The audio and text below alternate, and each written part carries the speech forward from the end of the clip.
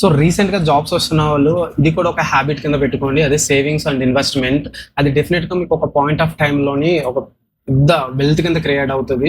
So మీరు మీ సాలరీలో 100%, 70%, 80% save చేయాల్సిన అవసరం లేదు. అట్‌లీస్ట్ స్టార్టింగ్ స్టేజ్‌లో 10% ఆర్ 15% సేవ్ చేసినా ఫైన్. అది కూడా కుదరకపోతే అట్‌లీస్ట్ 5% సేవ్ చేసినా అది మీకు ఒక వెల్త్ క్రియేట్ చేస్తది. చాలా వేస్ ఉన్నాయి. ఎస్ఐపీస్ ఉన్నాయి, గోల్డ్ ఉన్నాయి, లేకపోతే లైక్ నార్మల్ ఫిక్స్డ్ డిపాజిట్ ఉన్నాయి, లేదంటే నార్మల్ డైరెక్ట్‌గా ఆర్‌డీ ఉంటాయి. మీకొచ్చిన సాలరీలో అట్‌లీస్ట్ 2000, 3000 అయినా సరే సేవ్ చేసుకోవడానికి ట్రై చేయండి. అది కూడా ఫ్రెషర్స్ స్టార్టింగ్ నుంచే హ్యాబిట్ కింద మార్చుకోండి.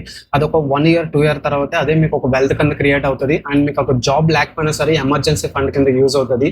సో ఎందుకు ఇంత స్ట్రెస్ చేసి చెప్తున్నా అంటే ఐయామ్ ఎక్స్‌పీరియన్స్ చేసి చెప్తున్నాను. డెఫినిట్‌గా మీకు అది ఒక గుడ్ వెల్త్ అండ్ గుడ్ ఒక ధైర్యాన్ని ఇస్తది మీకు ఒక పాయింట్ ఆఫ్ టైమ్‌లోని.